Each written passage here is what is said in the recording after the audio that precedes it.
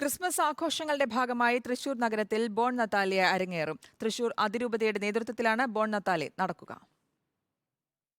വൈകിട്ട് 4 മണിയോടെ ആരംഭിക്കുന്ന ബോൺ നത്താലയിൽ വിവിധ ദേവാലയങ്ങളിൽ നിന്നായി 10,000-ഓളം ക്രിസ്മസ് പാപ്പമാർ പങ്കെടുക്കും.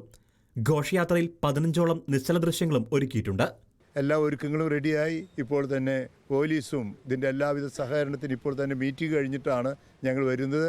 എല്ലാവരുടെയും സഹകരണത്തോടെ ഈ ബോൺ നത്താലെ വൻ വിജയമാക്കാൻ എല്ലാവരോടും ആഹ്വാനം ചെയ്യുന്നു.